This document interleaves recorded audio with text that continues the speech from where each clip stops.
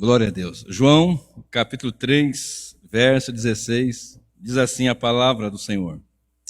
Porque Deus amou o mundo de tal maneira que deu o seu Filho unigênito para que todo o que nele crê não pereça, mas tenha a vida eterna. Amém?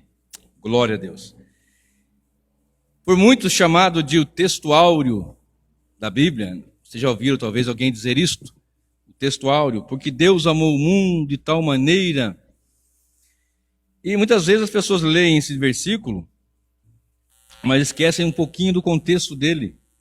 E o contexto dele está justamente uma conversa que Jesus estava tendo com Nicodemos. Nicodemos, que ele foi à noite, ele era membro do Sinédrio, e foi à noite ter ali uma palestra com o Senhor Jesus. O interessante é que das pregações de Jesus, duas das maiores pregações foi para uma pessoa só. Ele pregou em João 4 para a mulher samaritana e aqui em João 3 para Nicodemos, um só ouvindo a palavra dele. Às vezes as pessoas querem, não, eu vou se tiver 5.000 pessoas, 500 pessoas. Eu vou se tiver... Onde está escrito isso? Está escrito, prega a palavra. E naquela conversa ali ele explicou sobre nascer de novo nascimento, que tem que nascer da água e do Espírito, porque se não nascer de novo não consegue ver o reino e nem entrar no reino. E o interessante é que nós temos na primeira palavra esse porquê, e esse porquê junto é um porquê resposta, respondendo. O porquê separado está perguntando, por que tal coisa? E o porquê junto está respondendo. Então volte um pouquinho, versículo 14 e versículo 15. E assim como Moisés levantou a serpente no deserto, assim também é necessário que o Filho do Homem seja levantado para que todo o que nele crê tenha vida eterna. Porque Deus amou o mundo de tal maneira que deu o seu Filho unigênito, aí vem, para que todo o que nele crê não pereça, mas tenha vida eterna. Continuando agora. Porque Deus enviou o seu Filho ao mundo não para que condenasse o mundo, mas para que o mundo fosse salvo por ele. Quem nele crê não é condenado, mas o que não crê já está condenado, porque não crê no nome do unigênito Filho de Deus. A condenação é esta: a luz veio ao mundo, mas os homens amaram mais as trevas do que a luz, porque as suas obras eram más. Pois todo aquele que pratica o mal detesta a luz e não se aproxima da luz, para que as suas obras não sejam reprovadas. Quem pratica a verdade se aproxima da luz, para que as suas obras sejam manifestas, porque são feitas em Deus. Irmãos queridos, eu quero falar nesta noite sobre o verbo, ou os verbos mais odiados da Bíblia. Outro dia eu preguei aqui sobre a doutrina, ou uma das doutrinas mais odiadas da Bíblia, que é a doutrina da eleição, predestinação. E hoje eu quero falar sobre esse verbo enviar, que é um verbo que é odiado pelas trevas. Esse verbo incomoda as trevas. Esse verbo irrita as trevas. Esse verbo incomoda aqueles que estão nas trevas. Esse verbo incomoda aqueles que amam as trevas. O verbo enviar, ele incomoda aqueles que não querem ver o progresso da igreja, o andamento da igreja, o crescimento da igreja. Esse verbo causa horrores em demônios. Esse verbo causa pavor naqueles que são de fato inimigos da cruz de Cristo. Mas eu quero falar do verbo, o verbo, e também do verbo enviar. Olha comigo em João, capítulo 1. Aí mesmo no Evangelho de João, capítulo 1. João, capítulo 1, verso 1, 2 e 3. Olha só o que diz. No princípio era o verbo, e o verbo estava com Deus, e o verbo era Deus. Ele estava no princípio com Deus, todas as coisas foram feitas por ele, e sem ele nada do que foi feito se fez. Quem é esse verbo? O verbo, Logos, Jesus, o Criador, Deus Filho. Então nós vamos ver na palavra de Deus sobre esse verbo glorioso e nós entendemos então esta obra tremenda do Pai de enviar o Filho. E nós vemos que o Filho estava no princípio com Deus e o Filho era Deus, o verbo é Deus. Observe comigo o versículo 4 até o versículo 16. João 1, agora do versículo 4 ao 16. A vida estava nele, no verbo, e a vida era a luz dos homens.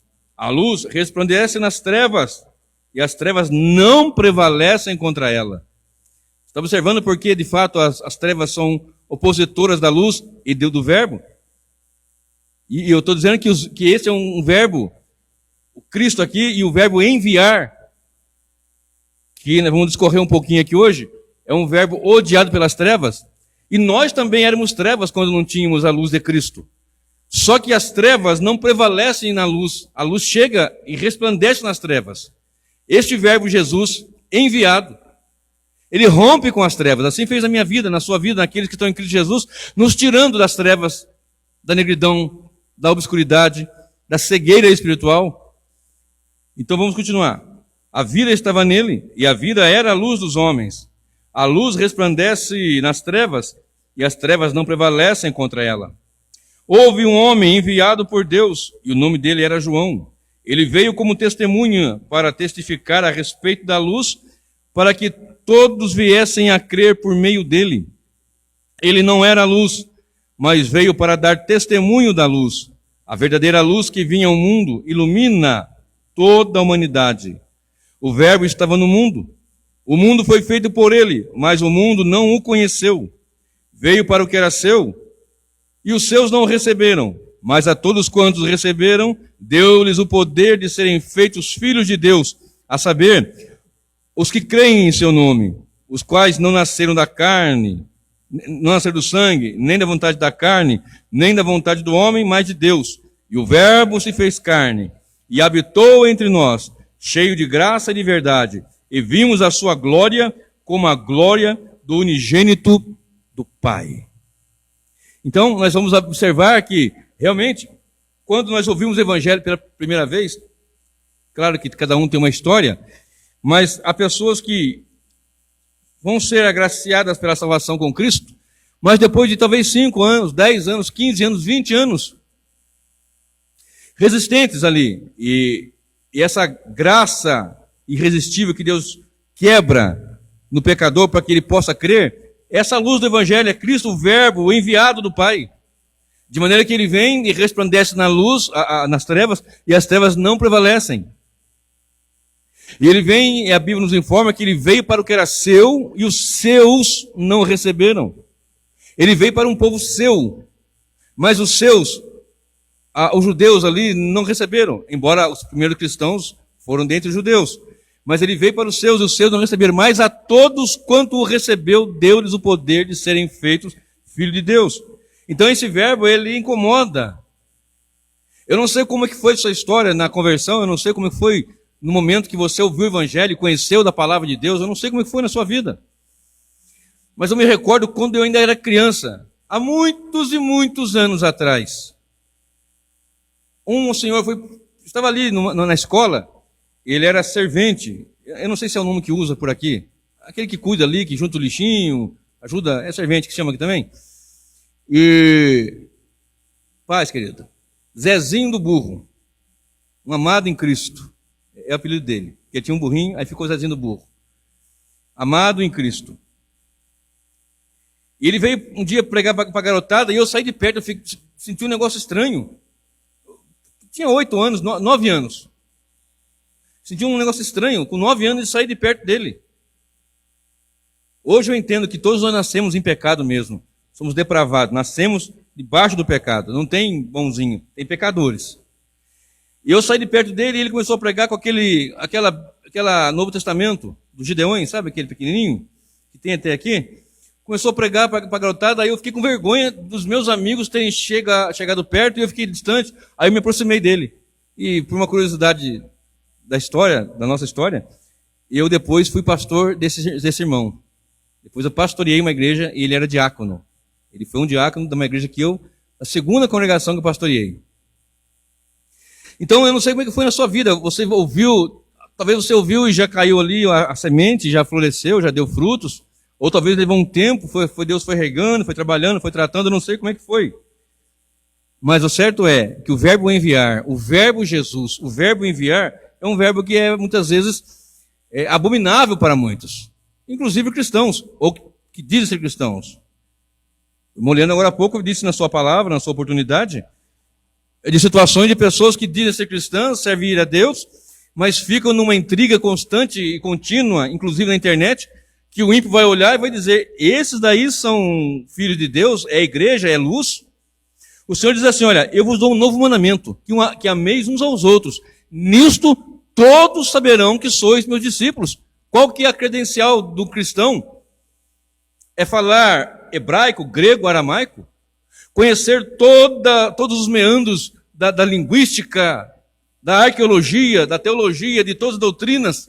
Esse é o credencial? Ter uma carteira da convenção, uma carteirinha da não sei o quê? Não. A credencial é que nós somos pecadores, salvos por Jesus e amamos uns aos outros. E nisto as pessoas vão olhar e vão ver, realmente eles são cristãos, são servos de Deus. É um povo diferente. É um povo diferente. Então esse verbo realmente é um verbo que incomoda. Observe comigo Romanos 8, verso 3. Romanos capítulo 8, versículo 3. Diz assim a palavra. Eu vou ler só esse versículo, depois você lê anterior e posterior. Romanos 8, 3. Porque aquilo que a lei não podia fazer, por causa da fraqueza da carne, isso Deus fez, enviando o seu próprio Filho em semelhança de carne pecaminosa, e no que diz respeito ao pecado, assim Deus condenou o pecado na carne. Então esse verbo é usado pelo Pai. Nosso primeiro texto, João 3,16, diz, porque Deus enviou o seu Filho, unigênito, ao mundo, para que todo que nele crê não pereça, mas tenha vida eterna. E eu disse agora há pouco, na introdução, que você observa o versículo 16, sem olhar o 14, o 15, o 13, o 12, antes, e também não lê os da frente, os seguintes, porque o versículo 17 diz assim, João 3,17, olha o que diz. Porque Deus enviou o seu Filho ao mundo, não para que condenasse o mundo, mas para que o mundo fosse salvo por ele. Quem nele crê não é condenado, mas o que não crê já está condenado. Aqui está um incômodo das trevas. Quem não crê em Cristo Jesus já está condenado. Nós, eleitos do Senhor, que agraciados por Ele, chegamos à graça, ao trono da graça, à misericórdia do Senhor, e pelo novo e vivo caminho, a sua carne rasgada como um véu na cruz do Calvário, chegamos diante dele, também estavam em condenação, se não estivéssemos confessado Cristo, crido no coração e confessado Jesus como nosso suficiente, único Salvador. Então o Pai envia o Filho, e esse verbo é tremendo, o verbo enviar, e vai incomodando mesmo.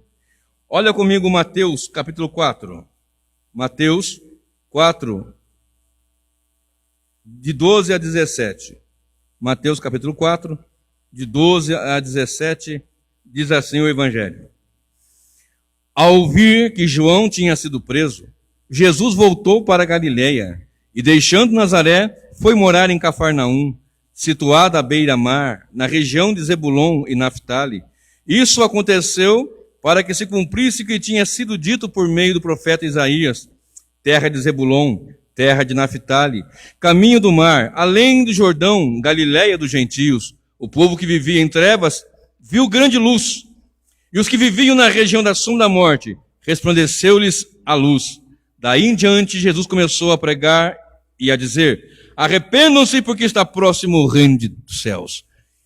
Eu não estou dizendo que o título é o verbo mais odiado pelas trevas, mais repugnante para as trevas, mas que mais incomoda certamente o inimigo das nossas almas, porque o Pai enviou para que homens fossem salvos, pecadores fossem salvos, e ele veio, e a Bíblia nos informa aqui, o povo que vivia em trevas viu grande luz, E os que viviam na região da sombra da morte, resplandeceu-lhe a luz. E Cristo nos informa, eu sou a luz do mundo. De natureza que ele vem para salvar perdidos pecadores em trevas. O Pai enviou, o verbo enviar em ação pela parte do Pai. Observe comigo Efésios 1, de 15 a 23. Efésios, capítulo 1, de 15 a 23. Diz assim a palavra: Mas quando Deus, que me separou antes de eu nascer, Paulo dizendo, e me chamou pela sua graça, achou por bem revelar seu Filho em mim, para que eu o pregasse entre os gentios. Não fui imediatamente consultar outras pessoas, nem fui a Jerusalém para me encontrar com os que já eram apóstolos antes de mim, mas fui para as regiões da Arábia e voltei outra vez para Damasco. Passado 3 anos, fui a Jerusalém para me encontrar com Cefas e fiquei 15 dias com ele. E não vi outro dos apóstolos a não ser Tiago, irmão do Senhor. Ora, a respeito do que estou escrevendo a vocês, afirmo diante de Deus que não estou mentindo. Depois fui para as regiões da Síria e da Cilícia, e eu não era reconhecido ou conhecido pessoalmente pelos da igreja da Judéia, que estão em Cristo. Ouviram somente dizer, aquele que antes nos perseguia, agora prega a fé que no passado procurava destruir, e glorificavam a Deus a meu respeito. Um homem que foi alcançado pela graça, pela misericórdia do Senhor, reconhecido entre os apóstolos e entre os irmãos, que aquele que antes perseguia agora estava anunciando, por causa dessa luz que resplandeceu nele. Se você se lembrar, em Atos 9, quando Paulo tem aquele momento de glória onde Cristo o encontra, porque quem estava perdido era Paulo e não Cristo. Nós temos o costume de dizer, né? Quando eu encontrei Jesus, não, Jesus nos encontrou. Nós que éramos os perdidos. E qualquer um que está sem Cristo está perdido e precisa de Cristo. E você observe ali no texto de Mateus que nós lemos, ele dizendo assim, um povo que estava em trevas viu uma grande luz. Então esse Jesus foi pregar para eles dizendo assim, arrependam-se, porque é chegado a vós o reino de Deus. Então a pregação do evangelho, de per si, ela faz aquilo que não precisamos fazer por força humana. Ela trabalha no coração, ela exorta o homem, ela edifica o homem, ela consola o homem, ela repreende o pecador. Quando ele começa a pregar, ele diz assim, olha, quem quer me aceitar? Quem quer me aceitar? Quem quer me aceitar? Eu sou a luz do mundo. Não, ele foi pregar para um povo em trevas, dizendo, arrependam-se, porque é chegado a vós o reino dos céus, porque o Pai enviou. Olha bem só, Gálatas 4, verso 4 diz, mas vindo a plenitude dos tempos, Deus enviou seu Filho, nascido de mulher, nascido sob a lei. Deus enviou. O verbo enviar aqui em ação. O verbo de Deus no verbo enviar. Observe João 6,38. João capítulo 6, versículo 38. Olha o que diz a Escritura Sagrada. Jesus dizendo, porque eu desci do céu, realmente, novamente, um porquê junto, respondendo uma pergunta. Então eu vou ler o 36. Porém eu já disse que vocês não creem, embora estejam me vendo. Falando aos fariseus, falando aos judeus, aos religiosos. Todo aquele que o Pai me dá, esse virá a mim. E o que vem a mim, de modo nenhum lançarei fora. Porque eu desci do céu, não para fazer a minha vontade, mas a vontade daquele que me enviou. O verbo enviar, da parte do Pai, o verbo Jesus em ação. Eu vim para realizar a vontade daquele que me enviou. E qual é a vontade daquele que o enviou? E a vontade de quem me enviou é esta, que eu não perca nenhum de todos os que ele me deu. Pelo contrário, eu o ressuscitarei no último dia. Então, lógico que os inimigos da cruz, lógico que as forças das trevas, lógico que as mentes dominadas pelos panteões de deuses existentes por aí, com D minúsculo, porque os homens criam, inventam deuses todo dia, toda hora, mas há um só Senhor e soberano Deus, que é o nosso Pai, Filho e Espírito Santo, um Deus triuno. E ele enviou seu Filho para que executasse a sua obra, executasse a sua vontade. A sua vontade é essa, que nenhum daqueles que o Pai lhe deu se perca. Porém, tem uma grande verdade aqui: mas eu o ressuscitarei no último dia. Não perde, e ele vai ressuscitar no último dia. Isso é um incômodo para muitos, inclusive crentes. Tem muitos cristãos que não pode.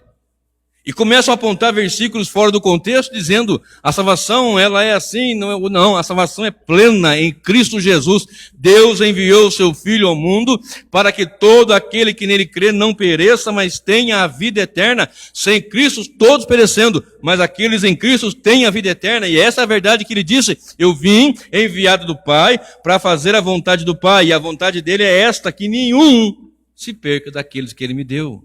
Nossa salvação é grande, poderosa, portentosa, eterna.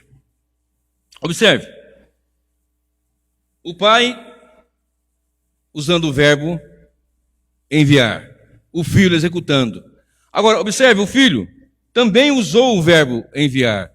Por isso eu digo que esse verbo incomoda muita gente. Incomoda as trevas. Incomoda aquele que são as trevas.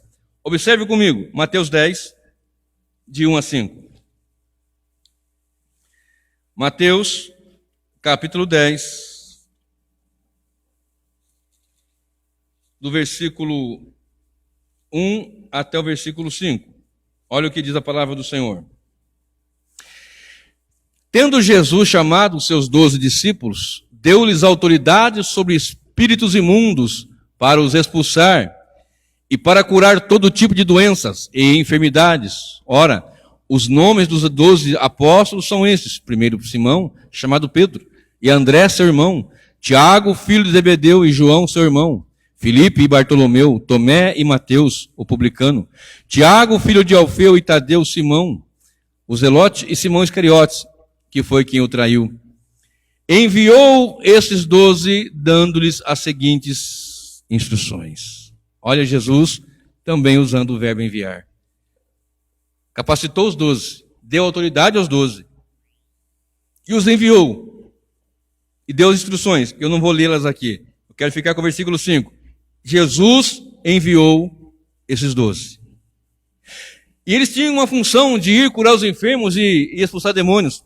Queridos, só um detalhe aqui: as pessoas às vezes pensam que expulsar demônio é só manifestação. Quando se manifesta, e se manifestar, nós vamos expulsar em nome de Jesus.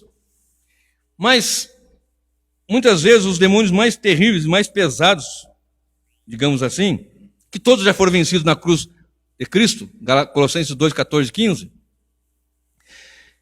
E nós temos uma luta contra as forças das trevas, porque imagina uma guerra onde foram derrotados, mas sempre tem aqueles rebeldes que ficam ali, digamos assim.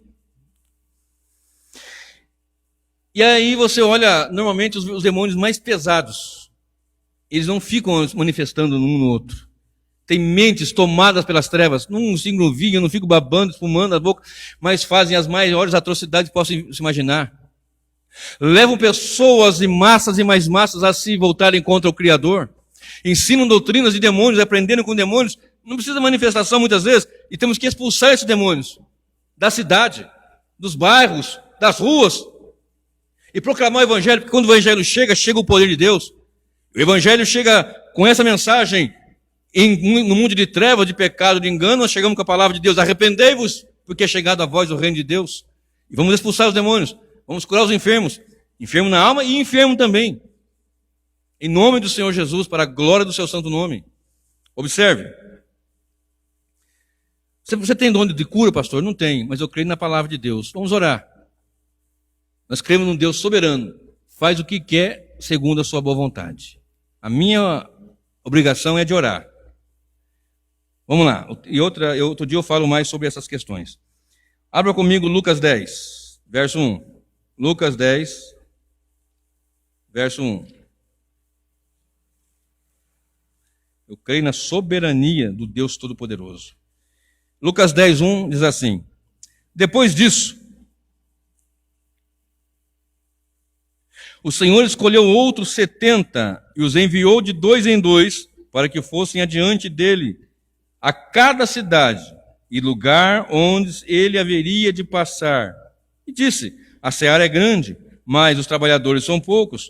Por isso peçam ao Senhor da seara, que mande trabalhadores à sua seara.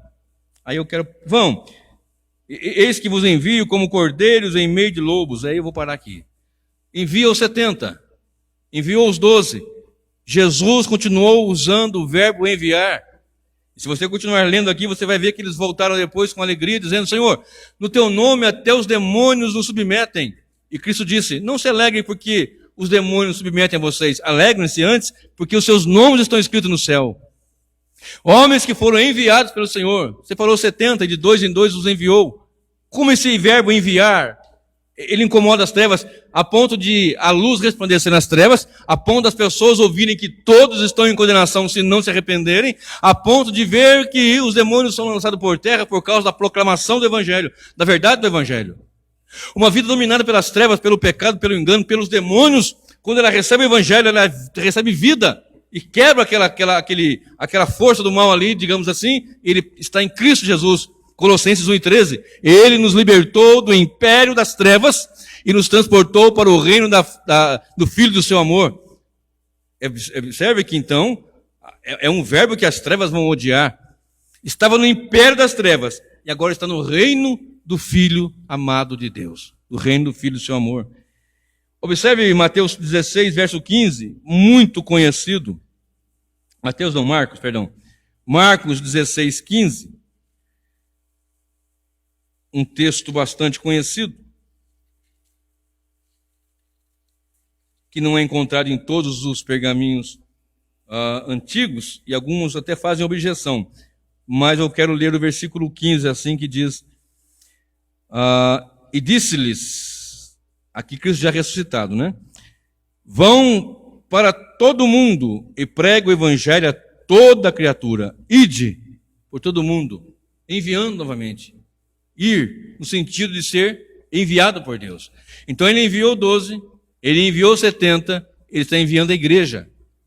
Porque esses daqui que estavam com Jesus ali, cerca de 500 pessoas mais ou menos, já morreram faz muito tempo.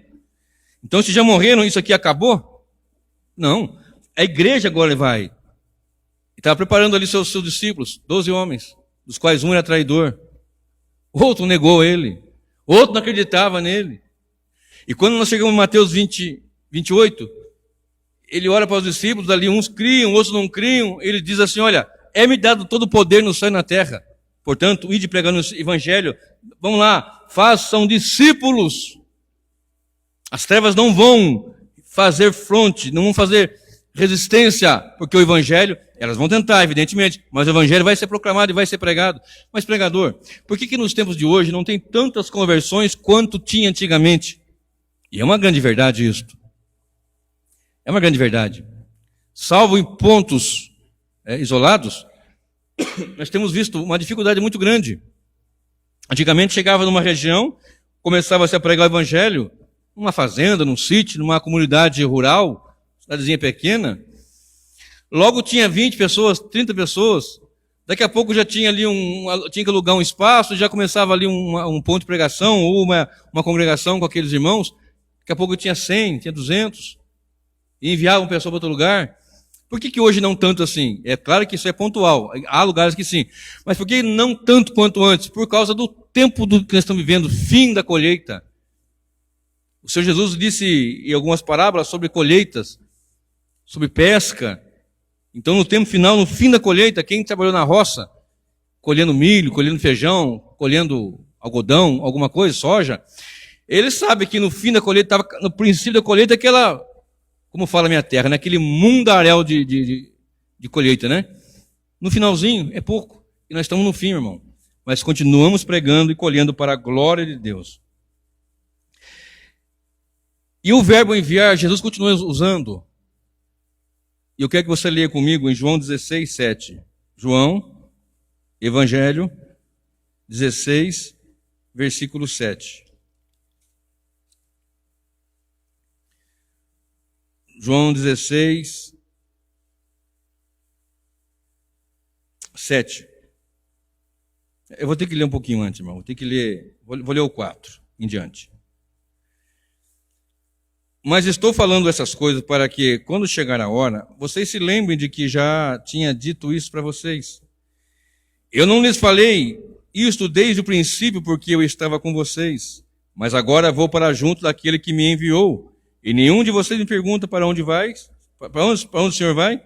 E, pelo contrário, porque eu lhe disse essas coisas, a tristeza encheu o coração de vocês. Mas eu lhes digo a verdade. É melhor para vocês que eu vá. Porque se eu não for, o Consolador não virá para vocês. Mas se eu for, eu o enviarei a vocês. Está vendo o verbo enviar aí? Porque incomoda? Ele veio enviado pelo Pai. O Pai enviou para que o mundo não fosse condenado, aqueles que nele creem.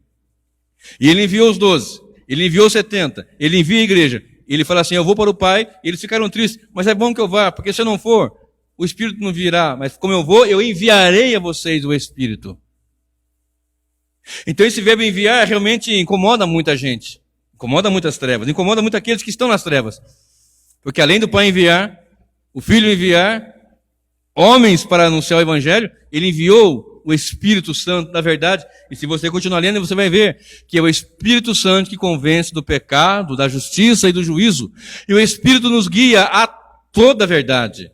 Como é que nós somos guiados? Pela palavra de Deus, e o Espírito Santo nos guia a toda a verdade. Como é que nós aguentamos viver no mundo de trevas, de pecado, sendo o sal da terra e luz do mundo, porque fomos salvos em Cristo, e somos salvos em Cristo? Como é que conseguimos vivenciar tudo isso? Porque Deus enviou o Filho amado para salvar pecadores. Porque o Filho nos envia para anunciar para outros pecadores. E porque Ele também nos enviou do seu Espírito Santo. E nós temos lá em João 2, Atos 2, todos reunidos, cerca de 120 pessoas, um pouco menos. De repente veio um vento de um som veemente, impetuoso, e encheu toda a casa, aquele cenáculo, aquele salão, que alguns estudiosos afirmam que era da mãe de João Marcos. E naquele momento foram vistas línguas de fogo repartidas sobre cada um, e eles falavam em idiomas. Algo tremendo aconteceu ali. E ele enviou o Espírito Santo. E quando ele faz isso, nós olhamos agora para o Espírito Santo. Queridos, eu não gosto muito de usar aquela expressão primeira pessoa, segunda pessoa e terceira pessoa da Trindade. Eu não estou sozinho nessa, né? É claro que é mais fácil, porque Pai, Filho, Espírito Santo. Então, fica primeiro o Pai, segundo o Filho, terceiro o Espírito Santo. Né? Não há pecado nisso. Mas eu não gosto de falar assim, que primeira pessoa, segunda pessoa, uma das pessoas, o Espírito Santo. Tanto que na bênção apostólica, em 2 Coríntios 13, não começa com o Pai, começa a graça de nosso Senhor Jesus Cristo, o grande amor de Deus e a consolação do Espírito Santo. Já mudou um pouco a ordem ali. Mas isso aí fica um assunto para outro dia. O certo é que nós temos um Deus triuno e nós somos trinitarianos. Ponto. Então agora nós chegamos na pessoa do Espírito Santo. E o Espírito Santo enviado da parte de Jesus, da parte do Pai, também vem e enche aquele local e enche pessoas. Observe comigo Atos 2, verso 14. Atos dos Apóstolos, capítulo 2, versículo 14. Eu quero que você leia depois o versículo 1 em diante, mas o 14 é onde eu vou começar a ler aqui. E diz: Então Pedro se levantou junto com os 11, e erguendo a voz, dirigiu-se à multidão nesses termos: Homem da Judéia, e todos vocês que moram em Jerusalém, tomem conhecimento disto, e prestem atenção no que eu vou dizer. Estes homens não estão bêbados, como vocês estão pensando, porque são apenas 9 horas da manhã. Mas o que está acontecendo é o que foi dito pelo profeta Joel. E acontecerá nos últimos dias, diz Deus, que derramarei do meu espírito sobre a humanidade.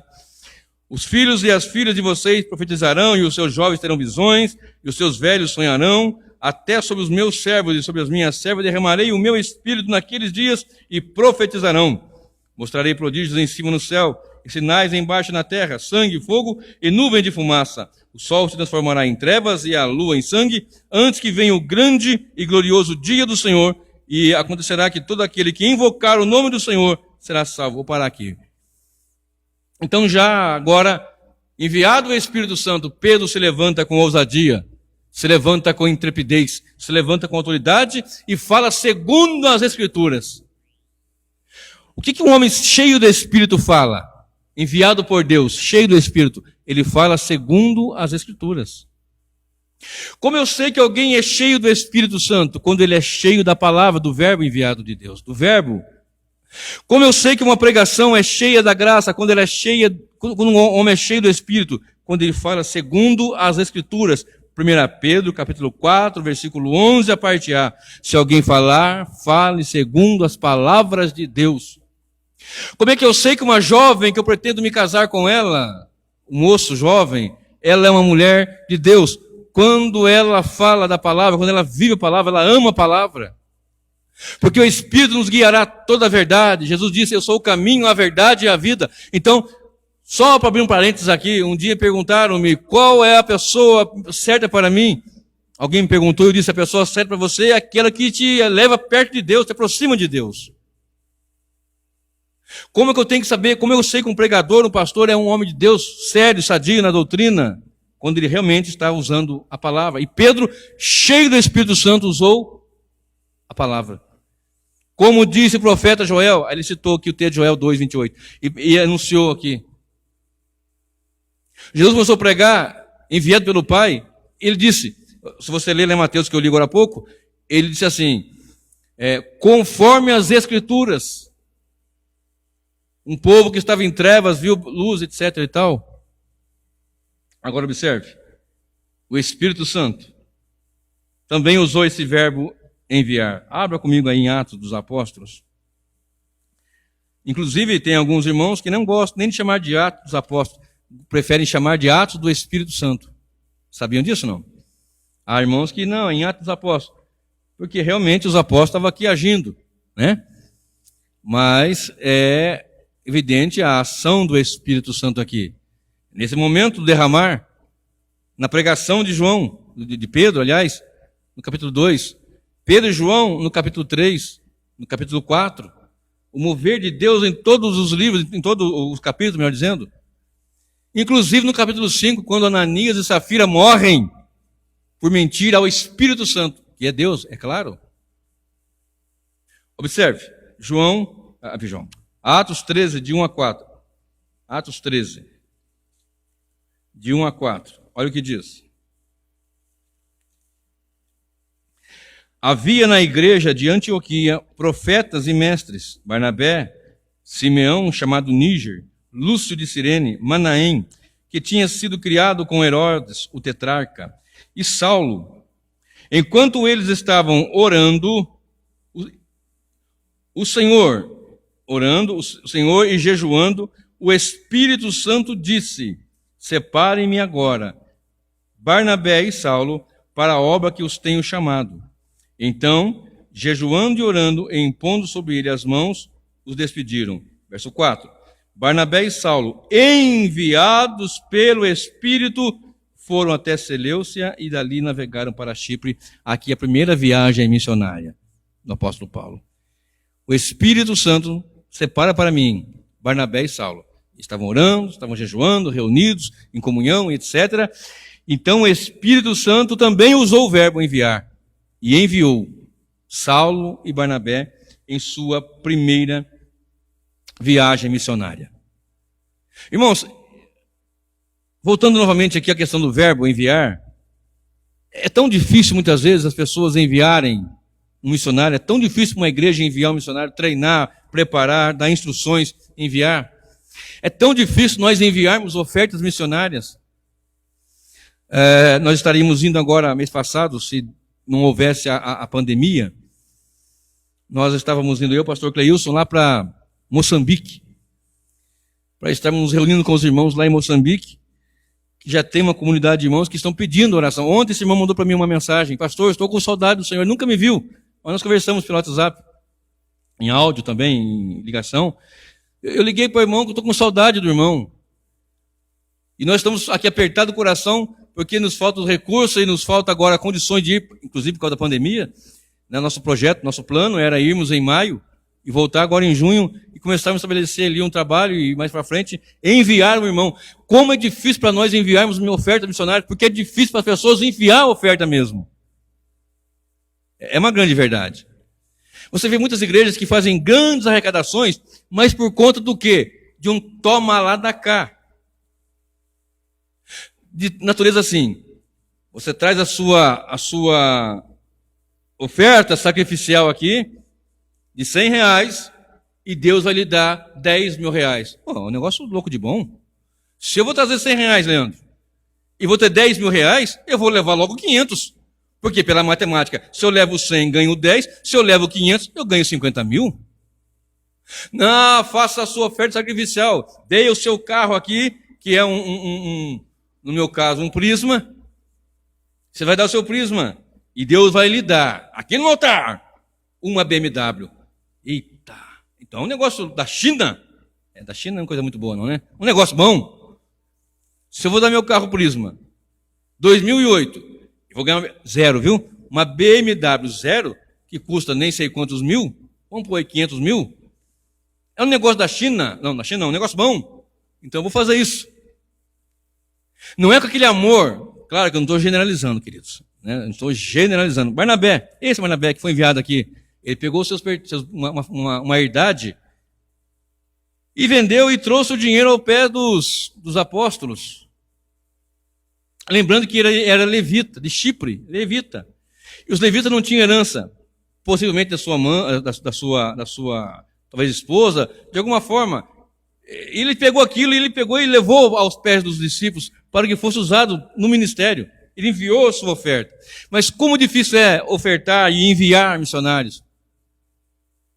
Nós estávamos juntando forças e finanças para podermos ir. E vamos ainda, esse ano não sei se vamos conseguir ir, mas espero que no ano que vem nós possamos ir até a Moçambique. A pessoa que fala, pastor, abre um trabalho aqui, é tão difícil, por conta de não termos recursos financeiros e até mesmo humanos. É difícil. A pessoa disposta, livre para ir no ministério. As pessoas têm que trabalhar, têm que lutar e viver na obra do ministério, em missões. Não é algo assim, é glamour, vou viajar para esse lugar, para aquilo. Não, você vai ter o que comer e o que vestir. Não pense em glamour quando as pessoas falam em missões. Tem para a glória de Deus. Por isso precisa de uma igreja estruturada, com recursos e condições, para que a família do missionário não passe fome. Mas o necessário ele vai ter. Então nós vemos aqui o Espírito Santo enviando para a obra missionária. Deus está te enviando para a obra missionária? Talvez não indo, mas ofertando. Talvez não só ofertando, mas orando. Se comprometendo com o trabalho de missões. Eu estive em 2013 num trabalho de missões ali numa conferência missionária na igreja presbiteriana em São Paulo. Eu não me lembro o bairro, uma igreja bem grande, antiga. E fomos para lá de manhãzinha. 3 irmãos, eu, o pastor da igreja e mais um outro irmão, passamos o dia inteiro estudando sobre missões, aprendendo sobre missões, falando com os missionários, o dia inteiro, de manhã até ao anoitecer. Tomamos café, almoço, lanche da tarde, jantamos por lá e viemos embora. Igreja presbiteriana. O dia inteiro, IPB. O dia todo falando sobre missões, aprendendo sobre missões, vendo a dificuldade e sofrimento de missões, dos missionários. Mas Deus continua enviando. E Deus continua enviando homens para ajudar a enviar homens. E o Espírito Santo ouviu aquelas pessoas orando e em oração e disse, separem-me agora Barnabé e Saulo para a obra que os tenho chamado. Então, jejuando e orando, e impondo as mãos sobre ele, os despediram. Barnabé e Saulo, enviados pelo Espírito Santo. O verbo enviar no Pai, no Filho e no Espírito Santo. Agora, é uma coisa séria que eu tenho que falar aqui, entre todas as que eu estou falando. E uma das razões por qual esse verbo enviar também é odiado, porque quando o homem é enviado, quando Cristo veio, ele pregou, anunciou a verdade, e as pessoas têm certa algeriza à verdade, homens mortos em ofensa e pecado, e recebendo por graça de Deus a salvação, o Espírito agindo, regenerando o coração para que se arrependa. Mas aqueles que estão ali endurecidos não querem, então ele endurece mais, então eles vão rejeitar mais. E isso é um grande perigo, eu preguei há poucos dias aqui. E quando o homem é enviado, ele anuncia o Evangelho, e quando anuncia o Evangelho, ele vai proclamar, ele vai anunciar as verdades e condenar a mentira. Porque anunciar o evangelho não é ficar dizendo, Jesus te ama, Jesus te ama, Jesus te ama, Jesus te ama. Jesus ama porque o Pai enviou ao mundo, seu Filho amado, mas se você não se arrepender, você está em condenação. O homem sem Cristo está sem comunhão, perdeu a aliança, está desligado, precisa reconciliar. E através de Cristo acontece isso. E aqueles que o rejeitam, conforme o texto lá de João 3, 17, 18, estão em condenação. E também serão enviados. Os que estão em condenação também serão enviados. Olha como o verbo enviar, ele é pesado. Abra comigo Apocalipse 20. Apocalipse 20, verso 10. Depois o 20 e depois o 15. Mas vamos começar com o versículo 10. Apocalipse 20. Enviou o Pai o Filho. O Filho envia a igreja e os discípulos, e o Espírito Santo. O Espírito Santo continua enviando, agindo e operando. E aqueles que rejeitam, olha bem o versículo 10 de Apocalipse 20. O diabo, que os tinha enganado, foi lançado no lago de fogo e enxofre, onde se encontra a besta e o falso profeta, e serão atormentados de dia e de noite para todo sempre, enviados para o inferno. Aqui não está usando o verbo enviar, mas o sentido é esse. Olha o versículo 19 e 20 agora. Apocalipse 19, verso 20. Mas a besta foi presa, e com ela foi preso o falso profeta, que com os sinais feitos diante da besta, seduziu aqueles que receberam a marca da besta, e eram os adoradores da sua imagem. Os dois foram lançados, vivos, dentro do lago de fogo que queima e enxofre. Verso 21. E os outros foram mortos com a espada que sai da boca daquele que estava montado no cavalo, e todos as aves fartaram da sua carne. Apocalipse 20, verso 15. E se alguém não foi achado inscrito no livro da vida, esse foi lançado no lago que arde com fogo e enxofre. Pesado, né? Enviado para lá. Não quer receber o enviado de Deus? Não quer ouvir a palavra? Não quer receber o evangelho? E esse verbo é de fato odiado. Abra comigo João 3. João Evangelho 3. Evangelho de João, capítulo 3, verso 31. João 3, verso 31 a 36, diz assim. João Batista dizendo, né? Quem vem das alturas certamente está acima de todos. Quem vem da terra é terreno e fala da terra. Quem veio do céu está acima de todos e dá testemunho daquilo que viu e ouviu, mas ninguém aceita o seu testemunho. Quem, porém, aceita o testemunho que ele dá, testifica que Deus é verdadeiro. Pois aquele que Deus enviou, olha isto, ao verbo enviar de novo. Pois aquele que Deus enviou fala as palavras de Deus, porque Deus não lhes dá o Espírito por medida. O Pai ama o Filho e entregou todas as coisas na mão dele. Por isso quem crê no Filho tem a vida eterna. Quem se mantém rebelde contra o Filho não verá a vida, mas sobre ele permanece a ira de Deus. E serão enviados para o inferno. Salmo 9, verso 17. Os ímpios serão lançados para o inferno, no inferno.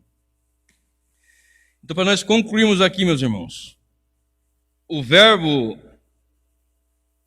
enviar é odiado pelas trevas? Sim, mas é amado pela luz. Cristo nos chama de sal da terra e luz do mundo. Cristo nos chama de sal da terra e luz do mundo. No ponto de sermos salvos.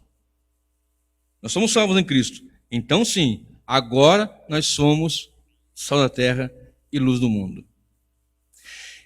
Tendo Cristo, tendo o Espírito, tendo o Pai, nós agora somos a sua igreja. A noiva, amada, lavada e remida, nome escrito no livro da vida, que Ele enviou do seu Espírito que habita em nós. As trevas não adoram a Deus, e eu odeio esse verbo enviar.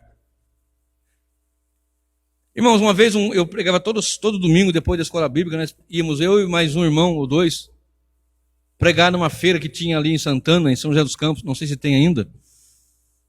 Depois do culto, na nossa congregação ali na Rua Chavantes, número 110, na Assembleia de Deus, que eu congregava na época, Rua Chavantes, 110, Santana. Nós saímos depois da escola bíblica e íamos pregar o evangelho. Eu mais uns 2 doidos lá, ou 3. Folhetim na mão, no meio do povão, abria a garganta, sem caixa de som, sem nada, e pregava o evangelho ali. Entregava o folheto, falava com um, conversava com o outro e ia embora. E às vezes as pessoas falavam assim, irmão, tinha um irmão que dizia assim, não adianta, irmão, não adianta ficar evangelizando, não adianta. Mas se arde no seu coração, se arde, você vai falar de Jesus. Eu conheço um irmão lá em São José dos Campos, me fugiu o nome dele agora. Ele não pode ver uma pessoa que ele vai falar qualquer lugar que ele chega. Arde no coração dele. Onde ele chega, a qualquer lugar. Ele não pergunta, se você é cristão, já chega, olha, Jesus é o Salvador, você precisa se consertar com Deus, você precisa se arrepender dos seus pecados, aqui um folhetim na palavra de Deus, onde quer que seja. Esse verbo realmente é odiado. Mas olha comigo agora, 1 João 4,14. Mas para nós, ao qual o Pai enviou o Filho, que enviou alguém para pregar para a gente, que enviou o Espírito para usar alguém para pregar para a gente, que o Espírito agora está em nós e que nós pregamos para outras pessoas. Esse verbo para nós é respeitado e nós amamos. O verbo Jesus e o verbo enviar. 1 João 4,14. Abre comigo aí.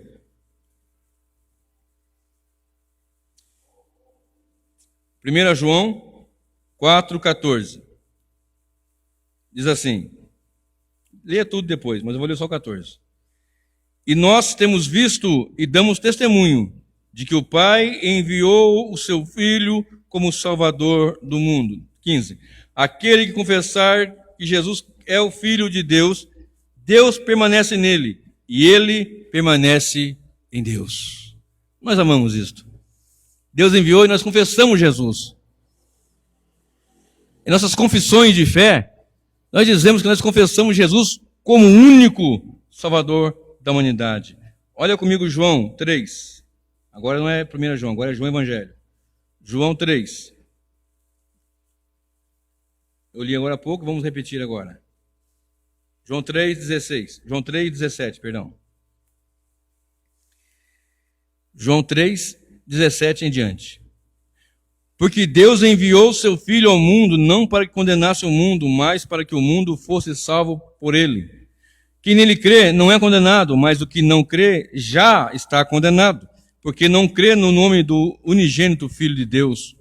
A condenação é esta: a luz veio ao mundo, veio enviado ao mundo, mas os homens amaram mais as trevas do que a luz, porque as suas obras eram más. Pois todo aquele que pratica o mal detesta a luz e não se aproxima da luz, para que as suas obras não sejam reprovadas. Quem pratica a verdade se aproxima da luz, para que as suas obras sejam manifestas, porque são feitas em Deus. Nós concluímos assim: os ímpios, os que estão nas trevas, odeiam o verbo enviar, mas nós o amamos.